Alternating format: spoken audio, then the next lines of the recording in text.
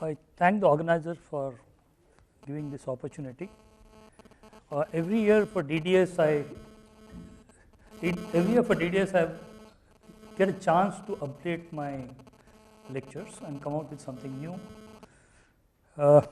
This year, I want to prove what our boss said just now, the DDS boss, that I am the youngest. Okay. I am aware of the fact that we have a mixed crowd. We have people from engineering, we have people, there are some senior designers here, there are some students. I don't see quite a lot of IDC students here yet. Maybe it's not time for them. And it's extremely difficult to please everybody. How do I tell design story which can meet this diverse kind of a crowd? So I came out with an idea. I have a two-part presentation. The first part is for everybody. The second part is for the younger lot, which is going to face design in their entire life. I am looking at design story as a set of words. I believe, and I am quite convinced, that language always captures what is happening in the society, and it does it very well. So if you capture language and the words which are used, it also tells you what the story is. So I am going to talk about how different words are kept on changing, and as we go to the part 2, I will tell you how it was constructed later. There is a disclaimer that I start with. It is very fashionable to start with disclaimers. One is that they are my views, and I acknowledge the entire bias in my views. I was never shy of my bias, so this is going to be my view of what is the story. A lot of this deals with last about 50, 60 years. I have lived through that. I have seen it and also experienced it. So it is my personal story about how I kind of understood this design across this so many years. Part 1 might look like a history. It is not meant to be a history, but maybe it might look like history because of my age. Saying at this age you only tell how good things were 20 years ago and 40 years ago and things like that. But don't take it as a history. It's a story. It has a plot, and I'll explain you what the plot is. And part 2 of this lecture is very differently constructed, and I'll come to that when, again I use words and language, but it will be revealed at the time when it comes in. So we're talking about story of design in India. I'm talking about dominant words and phrases. These are all modern rituals. I'm going to talk about the story of India through the dominant words and phrases which have come through decades, from 60s, 70s, 80s, 90s, and that's why it might look like a history. But I'm also going to start with a pre-independence thing, and you can clearly see that the dominant words at that time were simplicity and austerity, and you could also see that reflected in the images. Some things change a little later. I'm going to go through this a little more quickly. When we got our independence, our first focus in 50s was on development and growth, removing of poverty, improving the standard of living. So we had, and I have seen them as a child, exhibitions which talked about made in India, can India do it, and things like that. And these were very common at that time. In fact, as a child, I really thought India was doing all this because there was a Fiat car there, and I thought we were making that car. Okay, finally I realized that it's a collaboration. But the dominant theme was India can make it. Okay, but the focus was mainly on large industries, heavy industries, and you could see very strong images of industrialization at that time. They may not look very pleasant now because of pollution problems, but that's you'd never show a chimney without a smoke. That was quite common there. Interestingly, even during this stage, the political thinking was very design conscious. Nehru invited Le Corbusier to come and build Chandigarh. He invited Charles Sims, to give an India report, and that's how NID came in. And a private person, like Kasturba Lalbhai, invited Louis Kahn to come and construct. So you could see that the thinking there was very design conscious at that time. Cement wheels was a slightly different game. The focus shifted from development to development with social justice.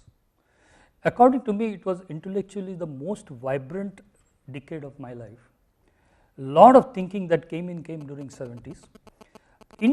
Of course, this is, I'm talking about general philosophy, etc. But in design, some interesting things happened. Victor Papanet wrote his first book on design for the real world. Schumacher wrote on Small is Beautiful.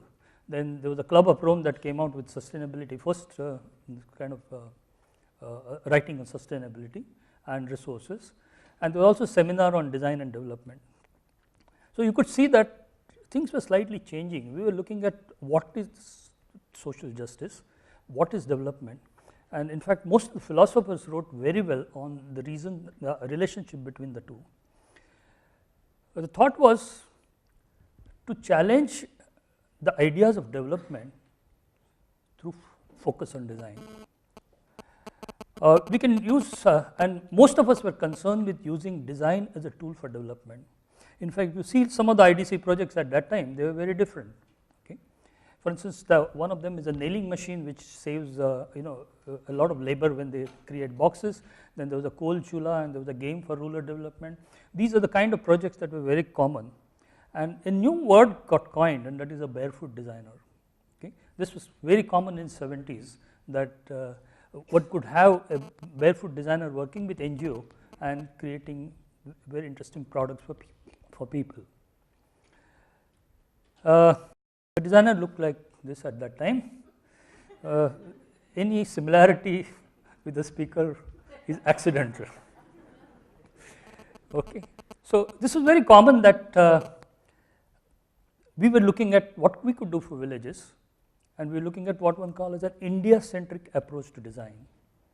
And believe me, that 70s was the most intellectually fulfilling time at that time, because all of us were kind of overpowered with the fact we should do something different. What West does is something useless for us, and we should start from scratch. So NID did this project on Javaja, which is very commonly, fairly famous. Then a lot of our students went into craft and started working with villagers and things like that. 80s was a technology resurgence. If you remember, when the new Prime Minister came, Rajiv Gandhi, first thing that he made in his speech is, I want to take the nation to the 21st century. And that is a time when he started promoting interesting technology missions. CDOT came at that time, Param came at that time, that is a parallel computing thing. Then LCA project came in. There were a lot of other projects that came in purely because the focus was on developing something indigenous and show how we could do it.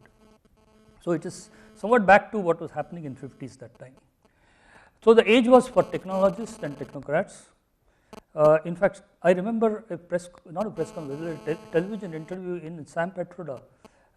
Bell Telephone chief asked Sam Petroda, do you think you can build a complete new exchange, when we have taken so many years to do? Why do you think so? And Sam Petroda answered to him very nicely. He said, we are smart, we'll do it. And he did it. Okay? So that was a level of confidence that technologists had at that time. The dominant images which I showed you, most of us were thinking that India would be a node on a global map and will become part of a global village. So we were trying to catch the Western technology, though we started our race a little later. We were hoping that sooner or later we will catch them. The industry also picked up this sound bites and started developing their products from scratch, and this is what came in the market. Things changed. The barefoot designer started wearing suit also in between. Okay. 90s was a different game. Okay. That's the time when open market came in. India accepted the fact that there was going to be a borderless economy and all that. The first steps were taken towards. Okay. Now some industries took that as a challenge, saying we will try and develop a product that meets international standard. And so we had some of these auto people coming up. In fact, Indica was developed at that time, and Indica also is an extremely good example of a local kind of a product, because part of it was done in Italy, part of it was done in India, but engineering was mainly done in India. So the keywords at that time was borderless economy, open market, and a level playing field, which is a complaint that industries had at that time, saying that Western people have advantage, so we should be given a level playing field. Local was a word that came in at that period. But we also had, because of open borders, we are allowed to import large number of products. So a lot of imported products started becoming available. People liked them, people found them useful. Not necessarily useful, but they found them kind of, it was good to have an imported thing because it gave them a social upward mobility. But some industries did fight back, and they came out with their own product. Titan was one of them, then VIP brought its own luggage and things like that. So our dream there was something like in New York, where you get lassi, you get dosa, you get chaat masala and things like that. That was a kind of a dream that we had in early 90s. It didn't turn out to be true. Indian market was soon flooded with all the imported products that were available, and Indian designers felt extremely constrained, saying that what do I do? I mean, everything seems to be coming from abroad. So that was a period which was tough for Indian designers. And a new word came in that was around late 90s and early 20s, that is called as localization. Okay. Localization is you take an imported product and try and redesign it so that it becomes suitable for this particular our requirements. Okay. So the shift is from local to localization, and you have a large number of such projects coming in. This is Japanese product which was redesigned, and this was my own project for NCR, which builds ATMs, and they wanted it to be localized for Indian conditions. That's because ATM was a very new kind of an idea in India. So second thing happened is the focus that was there in 70s on craft came back again, because that was where designers found that there could be some original contributions that, and you can also reach grassroots. Okay. So development of craft product to create job became an important thing. We had Bamboo Lab coming in an IDC with some very interesting products. But there were also problems in 90s and 2000 that it developed a consumerism and a very different kind of images like malls and continuous buying, upward social mobility. These became very, very strong. So there was a big debate on globalization and its effect on local culture. Is globalization bitter or is globalization sweet? So we had images which are thrown to us which are completely alien to this country. Everybody was talking about one world, one standard, and we thought that over a period McDonald's will take over. Okay. I also belong to that way of thinking, that I changed my views later for some other reason. We were also considered as our traditions will get wiped out by all that fascinating things that are brought in by other people. Lakshman was able to catch this better. So he came out with a cartoon at that time. It's Mahatma Gandhi Road with Coca-Cola's, Pepsi's, and Kellogg and everything being available to people. So you could see the dream that we had and what actually happened were very different things. So a lot of India remained outside the reach of designers. So we had schools which did not have a board, and we had schools which had computers, okay, and we had air-conditioned transportation and also trains which were quite overcrowded. So the keywords at that time were desperate diversity, disparity, two Indias, and digital divide. If you want to look at this quickly as to what happened between 1947 and now, then the words that come out are as follows. One is in 1947 there was a development euphoria. There was a public sector and core industries, that was the focus. In 70s, it was development and social justice. Then it was beginning of a private sector and design as a tool for social change. In 80s, it was technology route to development, focus on R&Ds and private sector, and urban westernization. In 2000, 1990 and 2000, development and open market, the bittersweet globalization and urban westernization continued. Look at the way language changed. India in 1970 was referred as a third world. It was referred as poor, exploited, and social relevance was one of the important topics that everybody talked about. In 80s, it became a developing economy. We started talking about below the poverty line, and we started talking about social impact. Miraculously, sorry, that came out to be, that top one is emerging market. We become emerging economy in 2000, because everybody saw this as a target where we can go and sell products. So, what was poor at one time, what was a third world at one time, became an emerging economy. And there were potential customers, they were all, India was looked at as potential customers, saying, is it the right time to enter Indian market?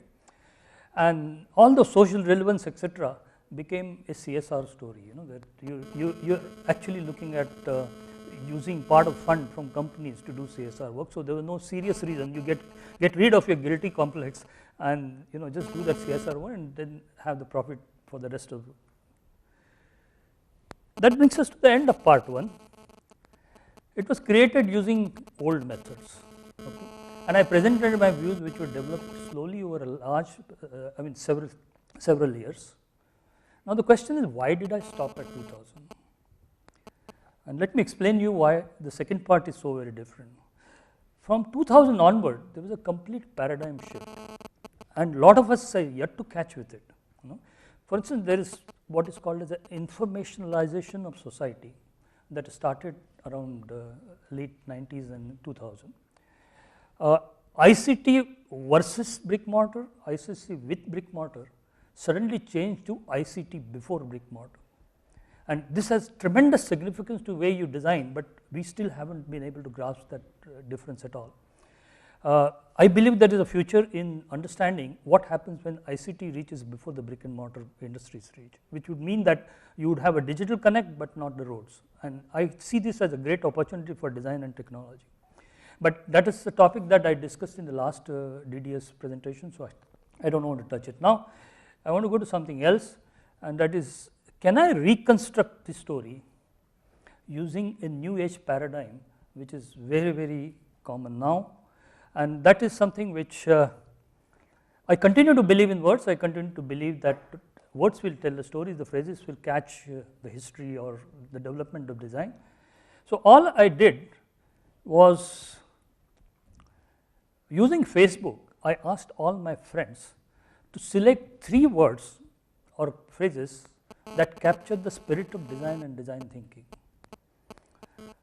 The friends were from my age to the very young ones who just graduated. So, I covered the entire 40-50 years, and that is how I got several people to respond. And all this was done to organize these words and phrases. This is all that I have done. I have reorganized these words and phrases. I did not start with any preconceived idea of what is it that I am going to say.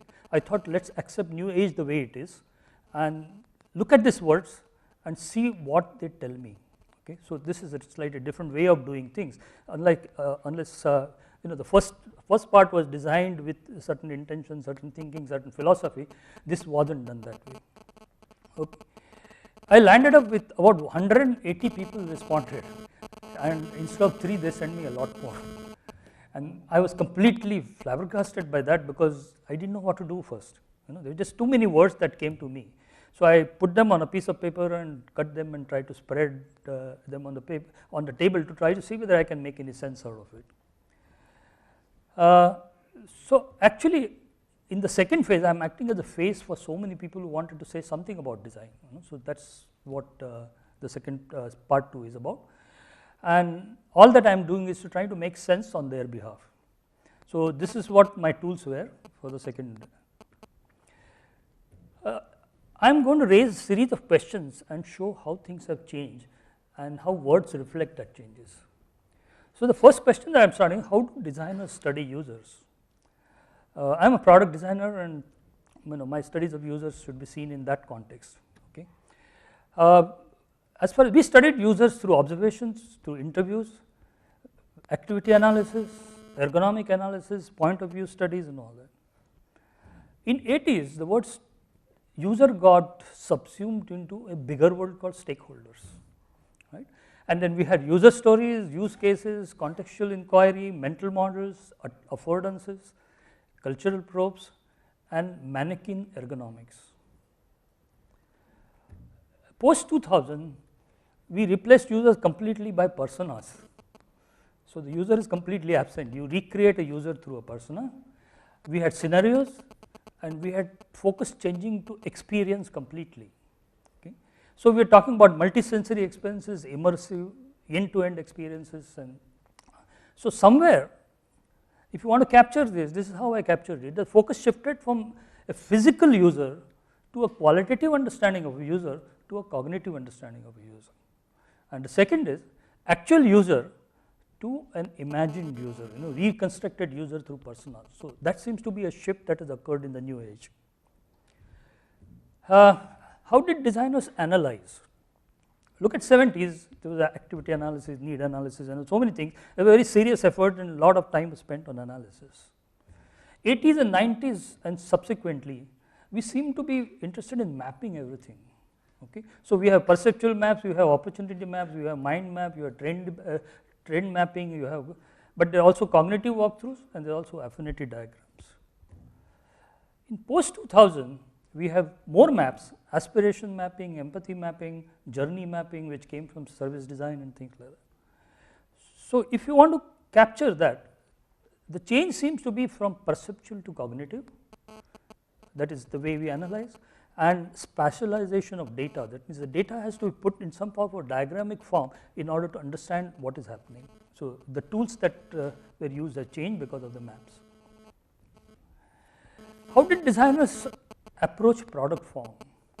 70s, we were looking for something very simple, modular, smooth transitions, radii manipulations, colorfully gray because we had a wooden tradition, and we also had two words called kitsch and styling, which were considered as bad words, something which design schools don't sort of use at all.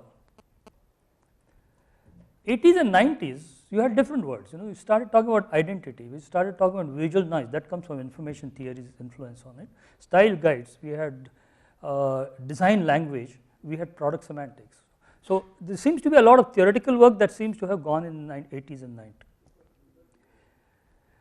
Post 2000, we have some funny words coming. Form is considered as look and feel, it's considered as form factor, it's considered as visual delight. It is something to be consumed, not something that you're proud of, you sculpt or something like that. We have words like device dress up, okay, and we have skinning, and this is all something which students send from different places, and you have not only you have, but you have flat you have, and lean you have, and all kinds of different UIs. So from being tangible, we became little serious in the 80s and became casual in 2000. How did designers refer to solutions? In 60s and 70s, people were looking at good fit and satisficing. These two words came from Alexander's work on synthesis of form, and that had been a very important influence on designers. The solutions were utilitarian, they were clean and beautiful, and everybody was looking for something timeless and iconic. In fact, in 60s and 70s, every designer had a dream to have a chair under his name, which will go into museum. So there is the Eames chair, and there is this fellow's chair, and that fellow's chair, and things like that. 80s and 90s, we started referring to solutions as out of box, cool. This is an interesting word. I never figured out what it means, but it seems to be used quite often. Okay. Accessible, sustainable, and ubiquitous. Post 2000, the word solution went and we started using the word platform. Now we design platforms on which people build products. Okay. We also look for win-win solutions. We also look for wow factor. Okay.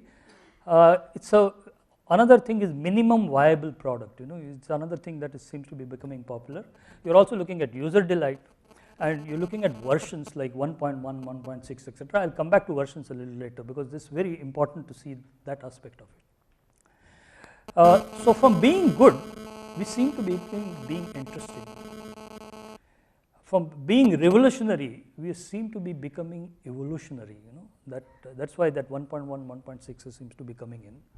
I'll come back to that aspect later because it's important. So you could see this reflect in the work. In 70s, this is what industrial designer did.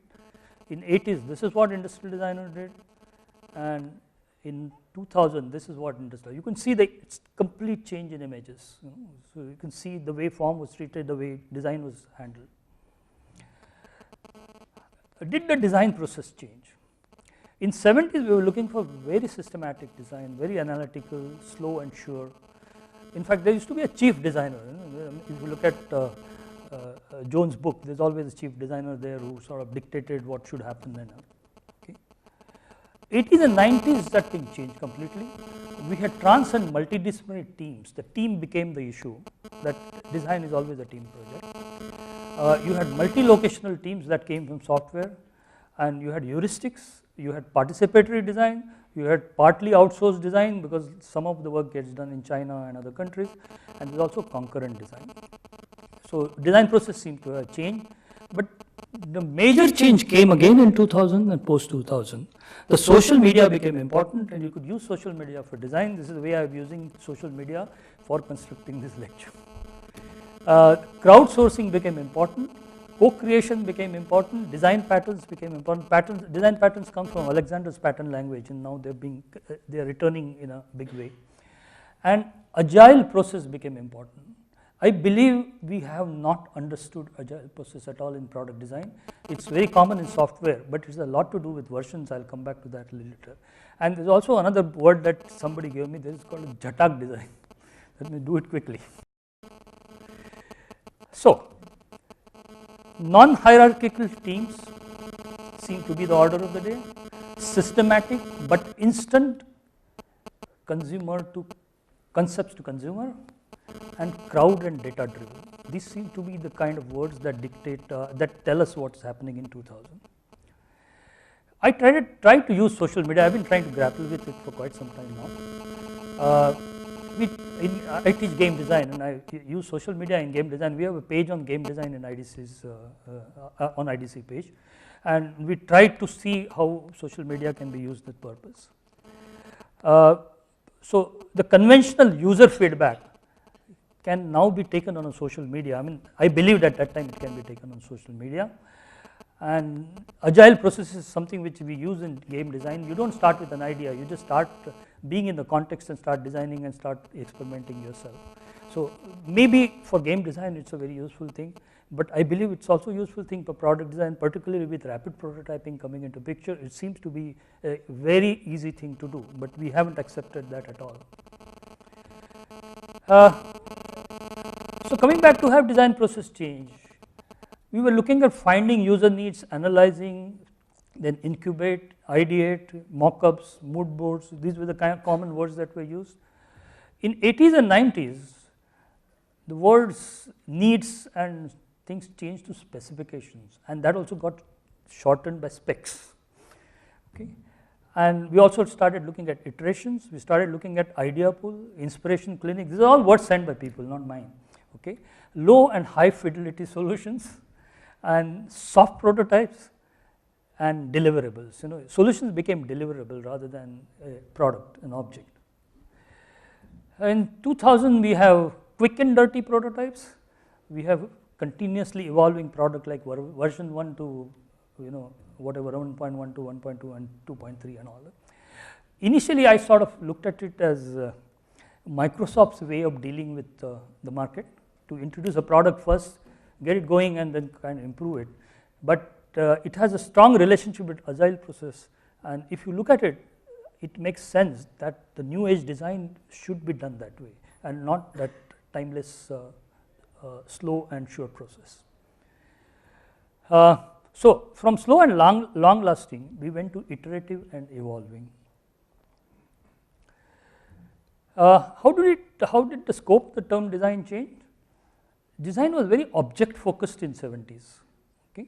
It was utilitarian, it was affordable, humanized, and also there was a social impact that came into picture at that time. Somehow in 80s and 90s, systems came into picture, so we become system focused. Okay, they become, products became global. There's also seen as a cultural act. There's an interface, and embodied interactions started coming into product as a separate profession. So we had two people designing, somebody looking after interaction.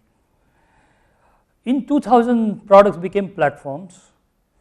They needed to be supported by platform, they needed to be supported by clouds. If you look at large number of modern products, they always have a cloud supporting them. They don't have much of an existence if the cloud is not there. Okay. I believe that the product design as an object has reduced its importance, and the cloud as an object seems to have, it's not just cloud, but also I am talking about product ecosystem. The ecosystem seems to support what the product does. Then things like brands, personality started dominating product design. There was also one with ecosystem came servitization. You started converting products into services, and this is where the future is, according to, at least in many products, this is where it's going. We also started looking at 360-degree approach, and there was a small voice that talked about frugal social innovation and things like that, but that was too small to be heard. So design seems to have become inclusive. It seems to have an ecosystem in which it exists. How have thoughts guided design? 1970s, it was less is more, God is in detail, both belong to Mies van der Rohe. Humanizing technology, machine aesthetics, which is of course this thing is 30s and 40s, but it continued to dominate, and form follows function, which comes from Frank Lloyd Wright's work. In 80s, we started talking about human factors, user-centered, user-friendly, deconstruction, expression of technology, and product semantics. In post 2000, we are talking about market-led innovation. Okay. If you don't use a innovation as a word in the next 5 or 10 sentences, you are not there. You have to use that word. It has to be a design-driven innovation, because that's how designers want to survive, and there's going to be an ecosystem-driven design. And another word that has become very popular is strategic thinking. So every consulting organization says we are into strategic thinking. Who's going to design products, I don't know, but strategy seems to be dominating the thing. So how do you capture this? User-centered to profit-centered, corporate vision-centered. So the vision belongs to corporate, saying I want to make that much of profit, and then I want to capture this market, so you fit into that kind of a vision. Let's try and sum up what we did now. User studies, from physical to qualitative to cognitive, the focus kept on changing. Actual users to imagined users. Analysis was perceptual to cognitive, and there was a spatialization of data that became common. Form being tangible, where we sculpted a form, and that was something which we were very proud of, to being very serious, which has continued to be so, to become very casual, because form for 1.1, version 1.1 and 1.6 can be very different. And solutions, from being good to being interesting, and being revolutionary to being evolutionary. Design process became non-hierarchical with a team dominating, systematic but instant concept to consumers, crowd and data driven. Design process was from a slow and long lasting to iterative and evolving. Scope of the word design changed to become more inclusive, with ecosystems being part of that process. Thoughts centered on the user centered to profit centered, and there was also corporate user centered. So consistent with this new age, please treat the stock as version 1.13. That 0.3 was developed yesterday night, because somebody sent a new word called kish, and I added that. Okay. So, but I am also looking for number 2.6 or 2.8, because there are large number of words which I could not do justice to. There are several reasons. Some of them were repetitive, so I left them. Some of them I could not understand, and some of them even dictionary could not understand. But they seem to be in use. Frankly, they seem to be used, because they told me in this website this is given and this is what it means. Okay. So I am still grappling with it. So maybe by another year or so, I will come with a version 2.6. Okay. So in a way, I am aligned to Microsoft. Okay. So please also see this as a bygone era, coming to terms with New Age. And New Age events don't really end with a traditional thank you. So please press a like button. Okay, this is how most events end. But I'm not finished yet. I won't be current if I finish here. So the next one is the New Age events end with comments, and in India everybody has a comment on everything. Okay, but make sure that these comments are on Twitter. Use the handle at IDC_IITB or hashtag which is given here. Okay. So that's the only way we can end now. Thank you.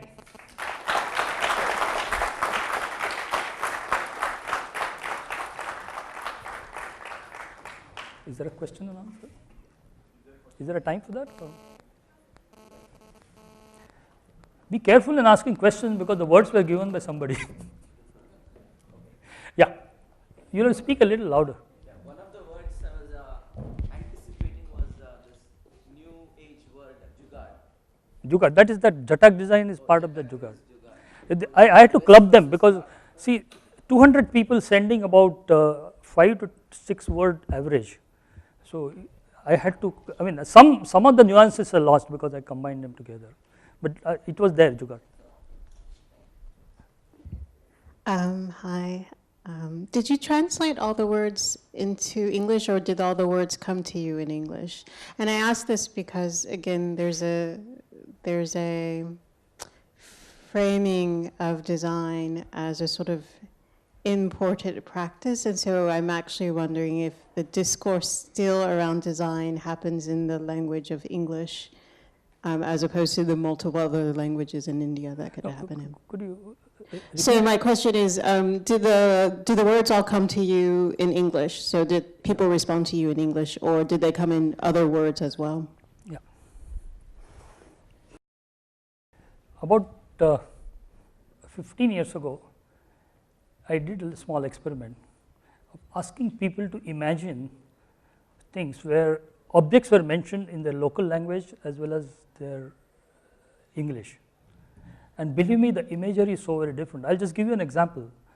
If an Indian is given a word kitchen, he's asked to close his eyes and word kitchen, then most of the time there's a stand-up kitchen with all that modular thing comes in. But if you tell them in their local language, in my language is called a Saipagar, then the images are very different.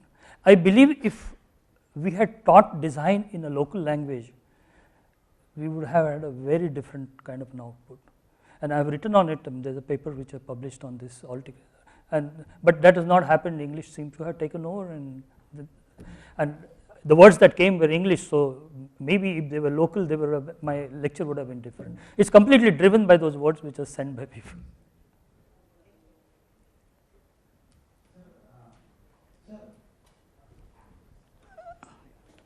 Many of these words in post 2000 are used in computer industry also, software industry also, like agile or cloud, all those. Now, are these words also used in other industries apart from computers or software?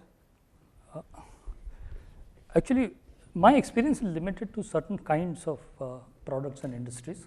So it's restricted to that. For instance, if you look at animation industry, if you look at other, I'm sure there will be different words that will describe it.